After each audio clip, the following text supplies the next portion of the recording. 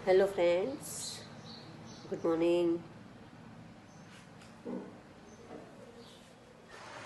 आपने कहानी लिखी? नहीं लिखी हो तो लिख लेना। अब हमारे स्कूल शुरू होने वाली है। कभी भी आपके पास से नोट मंगवाएंगे, बराबर। जो नोट में बाकी होगा तो आपको लिखने में बहुत देर होगी, तो अच्छा है कि अभी आप घर पर हो तो लिख लो, बराबर। तो जो नहीं लिखी हो तो अभी भी आप लिख लेना। कहानी बनाने में मज़ा आई? ऐसे ही हमें अभ्यास और स्वाध्याय के अंदर अलग अलग कहानी दी गई है। जो कहानी हमें बनानी है, कहानी निर्माण करना है, बराबर। तो हम अभ्यास के प्रश्न देखते हैं और क्या है कहानी में वो देखेंगे, बराबर।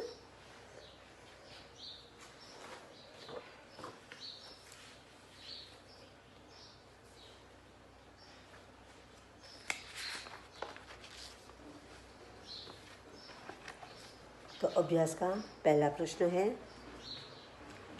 ढांचे के आधार पर, ढांचा यानी रूपरेखा, रूपरेखा के आधार पर कहानी का कथन और लेखन कीजिए। कथन यानी कहना और लेखन यानी लिखना।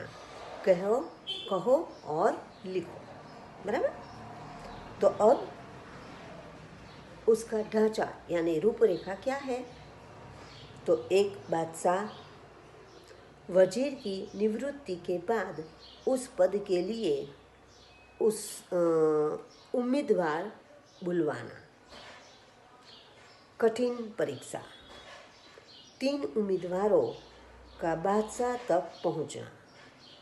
बादशाह का तीनों को एक ही सवाल, मेरी और तुम्हारी दाढ़ी में एक साथ आग लग जाए तो क्या करोगे? पहला, मैं पहले अपनी दाढ़ी की आग बुझाऊंगा। दूसरा, मैं पहले आपकी दाढ़ी की आग बुझाऊंगा। तीसरा, मैं एक साथ मैं एक हाथ से आपकी और दूसरे हाथ से अपनी दाढ़ी की आग बुझाऊंगा। बादशाह, पहला स्वार्थी, दूसरा नादान एवं तीसरा बुद्धिमान है, अतः तीसरे को वजीर पद के लिए नियुक्त करना। तो ये हमारी रूपरेखा है। अब इस रूपरेखा के आधार पर हमें कहानी लिखनी है, बराबर। तो अब कहानी में सुनाती हूँ। उस कहानी में आपको कुछ लिखना हो और अपने आप से तो लिख सकते हो, बराबर। और अपने शब्दों में आपको कहानी बनानी है। तो ध्यान से सुनिए। देवनगर नामक एक राज्य था। कोई भी नाम लिखो, जरूरी नहीं है कि मैंने कहा वही लिखोगे, बराबर। देवनगर नामक एक राज्य था। वहाँ एक बादशाह था। अधिक उम्र और स्वास्थ्य ठीक न रहने के कारण बादशाह ने अपने वजीर को निवृत्त कर दिया था। निवृत्त यानी छुट्टी दे दी उसे। वजीर के पद के लिए नए उम्मीदवार बुलवाए। उन सभी की कठिन परीक्षा ली गई। परीक्षा में सफल 3 उम्मीदवारों को बादशाह के पास भेजा गया। उन्हीं 3 में से किसी एक को वजीर चुनना था। बादशाह ने बारी बारी से तीनों को अपने पास बुलाया और प्रत्येक उम्मीदवार से एक ही सवाल पूछा। प्रत्येक यानी सभी जो तीन थे वो तीनों को एक ही सवाल पूछा। मेरी और तुम्हारी दाढ़ी में एक साथ आग लग जाए तो तुम क्या करोगे? पहले उम्मीदवार ने कहा,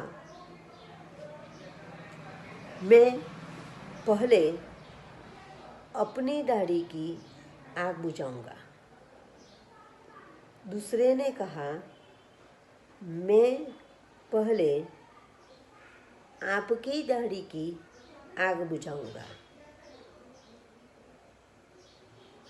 तब तीसरे ने कहा, मैं एक हाथ से आपकी दाढ़ी यानी कि आपकी और दूसरे हाथ से मैं अपनी दाढ़ी की आग बुझाऊंगा। तीनों उम्मीदवारों के उत्तर सुनकर बादशाह ने कहा, पहले उम्मीदवार की बात से लगता है कि वह स्वार्थी है। क्यों? क्योंकि उसने खुद का ही कहा कि मैं मेरी बुझाऊंगा, इसीलिए वह स्वार्थी, अपना खुद का ही देखना, वह स्वार्थी कहलाते हैं। बराबर। अब दूसरा नादान है। क्यों? क्योंकि उसने तुरंत कह दिया कि मैं आपकी दाढ़ी की आग बुझाऊंगा। तो हमें न जान न पहचान और दूसरों की मदद करते हैं तब ऐसा होता है, तो वह नादान लगा। परंतु तीसरे के उत्तर से मालूम होता है कि वह बुद्धिमान है। कैसे? तो उसने बुद्धि से ही उत्तर दिया ना, दिमाग से, दिमाग लड़ाया कि दो हाथ हमारे होते हैं, तो दो हाथ में से एक हाथ में मेरी दाढ़ी पर पकड़ूंगा और एक हाथ आपकी दाढ़ी पर, और मैं आग बुझा दूंगा। यानी कि नहीं सिर्फ खुद का और नहीं सिर्फ दूसरों का, दोनों का सोचा, इसीलिए वह बुद्धिमान। तो बुद्धिमान है। बादशाह ने तीसरे उम्मीदवार को नए वजीर के लिए वजीर पद पर नियुक्त कर दिया। समझ गए? अब आपको ऐसा कहे कि इसको शीर्षक दो, तो क्या शीर्षक दोगे? नया वजीर या बुद्धि की कसौटी। बराबर।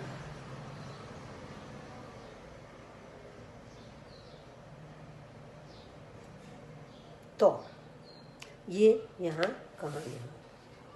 अब हमारा दूसरा प्रश्न, तो दूसरा प्रश्न क्या है? कहानी आगे बढ़ाइए। यानी कि यहाँ पर 2-3 वाक्य दिए हैं, उसके बाद आप कहानी को अपने शब्दों में जो भी वाक्य याद आए और उसके अनुरूप हो वैसे आपको लिखना है। बराबर। तो एक चरवाहा था। एक बार जंगल की ओर बकरियां चराने गया। चरवाहा पेड़ के नीचे बैठा था और एक बकरी अकेली थोड़े दूर निकल गई। एक कहानी आपने सुनी होगी, याद है? 5वीं कक्षा में आती है ना? 5वीं या 6ठी में है? 5वीं में ही है।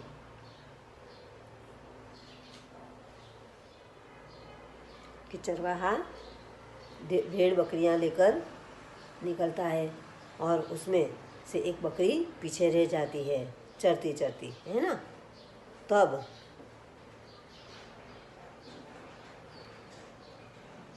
बकरी क्या करती है, तो थोड़े दूर निकल गई, यानी कि अलग हो गई। वहाँ कहीं से एक भेड़िया आ पहुँचा, कहीं से भेड़िया आ गया। उसने बकरी से कहा, मैं तुझे खाऊंगा। और फिर डट डट डट डट, यानी कि यहाँ से कहानी आपको अपने शब्दों में पूर्ण करनी है, बराबर। तो कैसे करेंगे, क्या लिखेंगे, जानिए। कि अब आप बकरी की जान बचाकर कहानी पूर्ण कीजिए।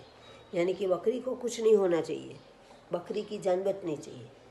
तो आपकी कहानी में बकरी की जान कैसे बचेगी, उस तरह से आप कहानी बनाओ, बराबर। तो पहले से शुरू करो। एक चरवाहा था। एक दिन वह अपनी बकरियों को जंगल में ले गया, यानी कि जंगल में चराने ले गया। बकरियां वहाँ चरने लगी और चरवाहा पेड़ के नीचे बैठा आराम कर रहा था। एक बकरी चरते हुए जंगल में दूर निकल गई या चली गई, बराबर। वहाँ कहीं से एक भेड़िया आ पहुँचा। उसने बकरी को देखा और कहा, मैं तुझे खाऊंगा। बकरी बोली, तुम मुझे भले ही खा लेना, लेकिन पहले मेरा गाना तो सुन लो। बकरी गाती है कभी भी नहीं, पर फिर भी यहाँ कहानी बनानी है तो क्या कहते हैं, खाना हो खा लेना, कोई बात नहीं, पर पहले मेरा गाना तो सुन लो। बकरी मैं करने लगी, यानी कि मैं करके गाना गाने लगी। उसकी आवाज़ सुनकर गडरिया वहाँ आ पहुँचा। गडरिया यानी चरवाहा। उसकी मैं की आवाज़ सुनकर चरवाहा वहाँ आ पहुँचा। उसके हाथ में लाठी थी। वैसे भी चरवाहा लाठी रखते हैं ना, बड़ी बड़ी लाठी होती है और लाठी लेकर ही निकलते हैं। तो उसके हाथ में बड़ी लाठी थी।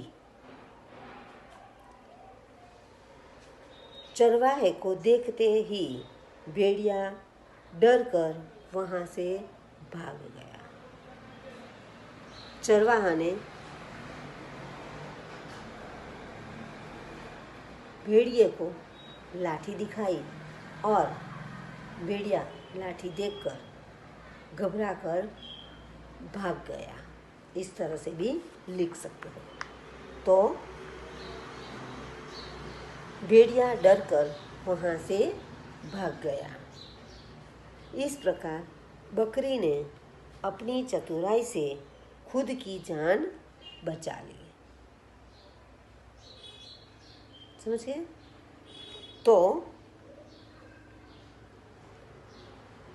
यहाँ सीख क्या होगी, संकट के समय बुद्धि से काम लेना चाहिए। सबके जीवन में संकट तो आते ही हैं, है ना। पर संकट के समय हमें सावधानी से सोच समझकर अपना निर्णय लेना चाहिए। और शीर्षक क्या दोगे? तो चतुर बकरी। बराबर। चलो, तो ये 2 कहानी आज आप लिख लेना। बराबर। आपने हमारे लेसन जो है तो वो कहानी का है ही है, इसीलिए आपको वो लेसन तो लिखना ही है। उसके अलावा अभ्यास के ये 2 कहानी भी आपको लिखनी है। आप हमारे लेसन वाले भाग में लिखोगे तो चलेगा, या फिर आपको पीछे निबंध विभाग में लिखना हो तो अभी कोई बात नहीं है। बराबर, समझ गए आप? तो ये कहानी आपको पूर्ण करनी है।